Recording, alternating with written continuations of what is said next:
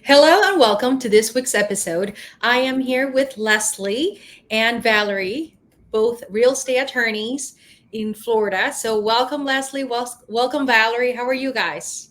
Hi, Dolly. Thank you for having us. Thank you so much. And I'll tell your followers here, we're super excited to do the show today with you.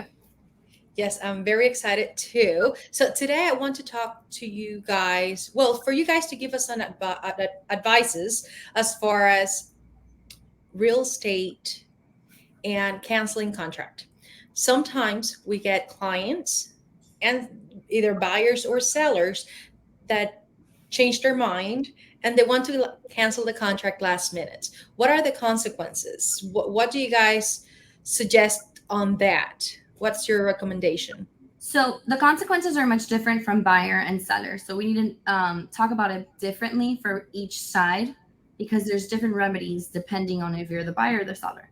So with the buyer, if you want to cancel last minute and let's say your contract is subject to financing, you may still have the ability to cancel and have that deposit that you're holding returned.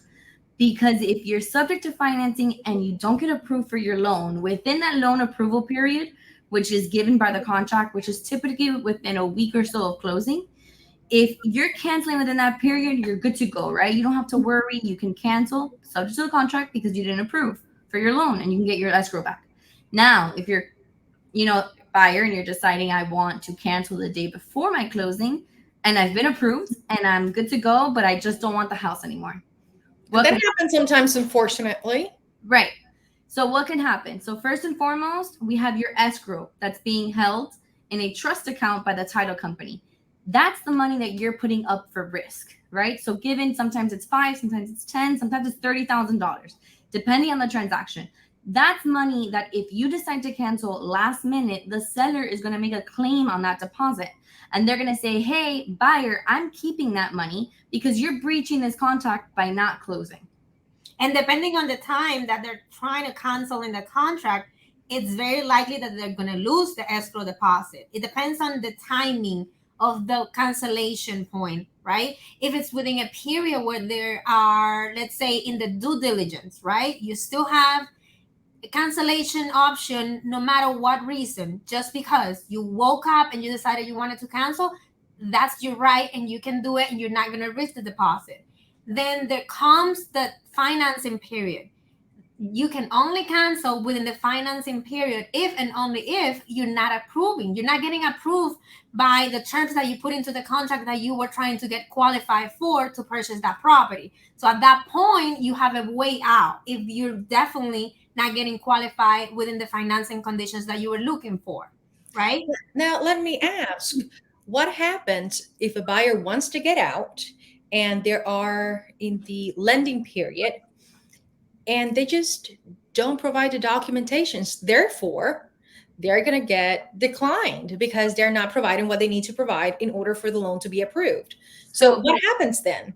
So if you actually look at the contract puts the buyer with a responsibility to do everything within their power to get approved, right? True. It says you have to comply with whatever requirements the bank is setting forth in order to provide the approval. If you don't comply, then you already are in breach. So Right. So let's say you don't give statements, right? You don't give your bank statements because you don't want to give your bank statements because you're trying to get out of this contract. Well, that's not sufficient, right? By doing that, you're putting your escrow at risk because although you're in within your financing period, you're not doing everything within your power to make sure that you get approved for the loan. And the problem is that the seller will find out because guess what? You're financing your the company that is getting you approved or not. It's going to issue a letter of cancellation that is going to have the details as to the reason why your loan is not being approved, and it's going to say failure to provide documentation within X amount of time. And then the seller is going to say, wait a minute, this is not a proper cancellation or not one that you will be getting your escrow deposit back. To the contrary, I am entitled to the escrow deposit back because you didn't comply. You didn't meet the obligations that you signed up to it, Required to do, right? provide. Right. Gotcha. So, and this is whenever we're working with a buyer that wants to get out of the contract. Right. Then what happens if the seller decides to just not sell the house a few days prior to closing. What So happens then? right. So the buyers have the inspection period, which is their cushion period to decide to get out of the contract and everything be okay with their deposit. Sellers don't have that. The only thing that sellers can do by Florida law is they have a 3-day right of rescission. So in Florida, when you do sign a contract, you have 3 days to decide, wait, I'm just kidding. I want to get out of it with absolutely no issue. But sellers don't have the same cushion inspection period that buyers do, which is typically 7 days or 15 days, depending on what your realtor and you decide is best for you. But if a seller decides to not go through it, well, the buyer then has a right to sue that seller for specific performance and force them to sell the property. Now, it's a procedure to do this. It's not something that happens from, from day to night. The contract is always going to guide you as to procedurally what has to be done. Typically, if you're using the as-is contract, you have 10 days from the day that the seller all of a sudden decided they're not going to sell the property to come into an agreement with the seller. Whether it be you want the seller to give you money because of the fact that you've gone through XYZ and been in this process of purchasing the property, and you've done your own expenses, like the inspection you already paid for, like securing your interest rate you already paid for. So maybe you're okay with the cancellation subject to the seller giving you $5,000, $10,000, and then you'll agree. But then if you can't come up with that agreement, a lot of the contracts force you to go to mediation, right? And it's at that mediation that it's going to be covered by both buyer and seller, that typically the buyer will request, if the seller were to breach by not closing, to force the seller to sell, right? To say, no, you have to give it to me because you're breaching the contract. You have absolutely no defense to your breach, and I want this house. And typically buyers want the house because now the market has changed, right? Let's say we're 20 days into the contract. The market changes on a daily basis. You Dolly know that Yep. you specialize in this, so you understand how quickly the market changes. So it can impact the buyer greatly if the seller decides to cancel within the contract period. And basically the seller has little to no option to cancel a contract. Once he signs that contract and the 3 days passes, he's like locked into that contract, because he can get sued later on after the whole mediation or let's say arbitration or whatnot. He can get sued for specific performance in court, and the buyer will be entitled not only to the seller transferring the property to the buyer, but also damages incurred, attorney's fees, you name it, court costs, all of the litigations, damages that were incurred as a result of seller not properly canceling the contract. The only other option that I can see for a seller to have in a proper cancellation of a contract is when the appraisal comes back, right? At that point, let's say the purchase contract is above the appraisal value of the property. That is a moment the seller can get out. Why? Because he can decide, yeah. Unless the buyer agrees to pay above the appraisal value of the property, the seller does not have an obligation nor a requirement to lower the purchase price to match the appraisal. That's something, it's up completely to the seller under his or her discretion. So that's another way out that could possibly become available for the seller. And let's face it, in the seller's market that we are in today, probably all of the appraisals a little bit below the contract price. So they do have kind of like a shot in there. Then what happens? So there's two questions that kinds of come up. One, some buyers might say, I'm not going to sue the seller because it's going to be very expensive and I won't be able to afford it. Now, what happens then? Who pays for those attorney's fees, and how does that work? So unfortunately, there is no one that's going to step in for you and pay for those fees. Now, what Leslie was saying is those fees are recoverable at the end of the litigation. Once you prevail. Right. If the prevailing party in a contract, if you're using the as-is contract, there's a prevailing party provision which states that if the contract is in litigation, whichever party prevails has to pay the other party, losing parties, attorney's fees and costs. But you have to upfront that cost, right? Because no one's going to pay that cost for you, unfortunately. No one's going to come out of pocket and say, all right, I'm going to go ahead and pay these attorneys fees for you and these costs for you. And typically in this kind of area of law, attorneys will not take this with this Contingency, no. versus contingency, right? And it's just not the typical case for a contingency basis. Got it. The second question I do have, based on our conversation, what happens if the seller and buyer, they already agreed to do some repairs to the property, and then the seller, 2 days before closing or a day before closing or the day of closing, when the buyer does an inspection, the seller failed to do whatever they already agreed in writing as far as getting the house up to speed or whatever those repairs would be, and they just didn't do it. What happens then? Because the buyer, I am a realtor. I will tell my client, we are not closing until this issue is resolved. Either the seller will need to get it done like ASAP, or we do some money towards on escrow so we can proceed to closing. However, my client is protected. So how would you, in that scenario, what would you suggest? So there's different strategies to use at that point, but looking at it in a black and white kind of manner, seller is in breach, right? If the day of closing, that, air vent wasn't fixed, that wall wasn't repaired, the driveway wasn't painted, whatever it is that we said the seller had to fix and didn't fix, the seller at that point is in breach of the contract, right? They haven't complied with the contract. So the same remedies that we've already spoken about, with the buyer has them. He has the right to claim mediation. He has the right to sue him. He has all, or her, depending on who the seller is, has all those rights. Now, what typically would incur at that point, because it's not so much typically that everybody just wants to back away from the deal. It's just maybe the seller didn't have the time or seller didn't have the money, whatever the case may be. Like you suggested, most of the times, 90% of the times, it gets solved by doing what's called an escrow holdback. Yeah. Right? Where the seller at closing will sign an escrow holdback agreement where he agrees, give me an additional 15, 20 days, I'll fix it. And then the title company goes, okay, I'm going to hold on to, let's say 15,000. Let's say the repairs cost about 15. I'm going to hold on to $15,000 for the next 15, 20 days after closing until buyer tells me, okay, repairs are done.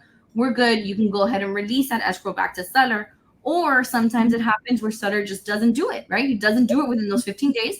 And now buyer has a remedy in collecting the $15,000 that's in escrow, and they can use that money to do whatever repairs the seller was supposed to do and didn't do. Yeah. Gotcha. Because I do remember one time that the seller just decided, I was representing a client, and the seller said, I already did the repairs. This is the most I can do. Either you can buy it as is, or we can or you can release the contract. And I'm like, hold your horses. That's just not how it works. No. Yeah. But I wanted to so you can sue for a specific performance if you're a buyer and the seller didn't do what they were supposed to do in the manner they were supposed to do it. Correct. So I wanted to make sure that we're on the same page. Right. So ultimately, buyers have a little bit more options based on what I hear than the seller does as far as getting out of the contract because of time limitations and the diligence periods. But keep in mind, the buyer is putting down a considerable amount for escrow deposit, which is seller security that the buyer is serious about the transaction and wants to move forward with the closing.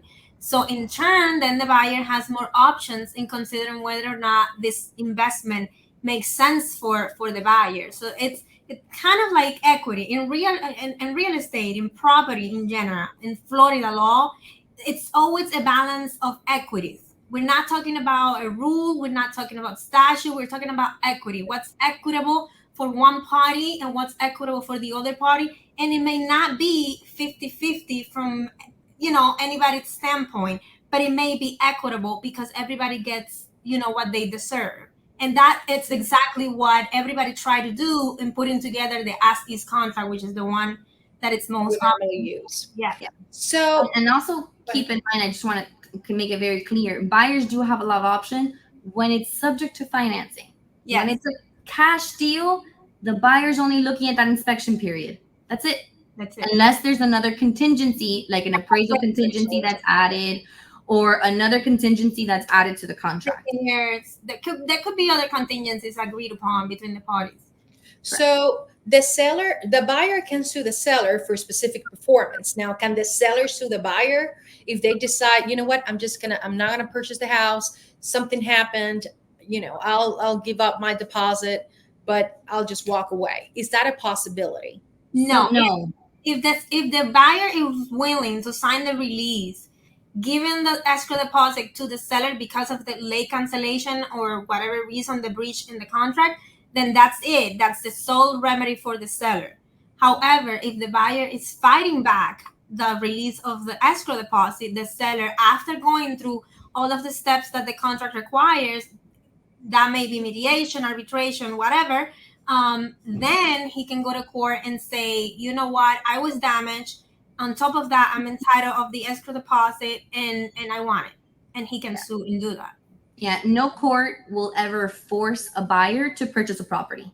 Now, the court will determine damages that the seller has suffered because the buyer breached, but the court will not force someone to purchase a property.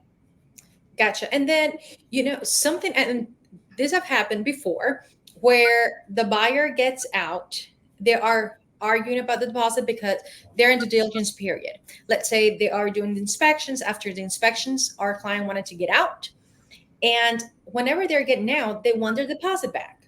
Some sellers in Florida, unfortunately, they just don't sign the release. Therefore, our client or the buyer doesn't get the money right away as they should.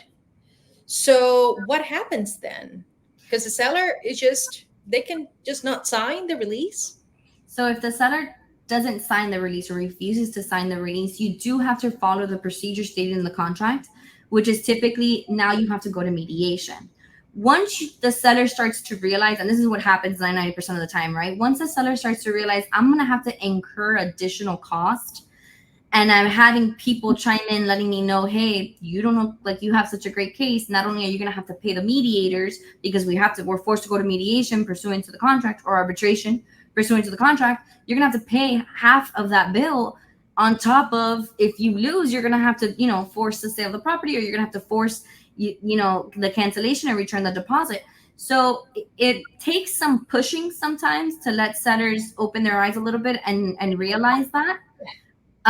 But sellers, you're right. In Florida, they do have the right to say no. And if you have an attorney that's representing the buyers, which in situations like every situation we've spoken about, it's so crucial that you have an attorney representing you and guiding you through this process so that you know your legal rights.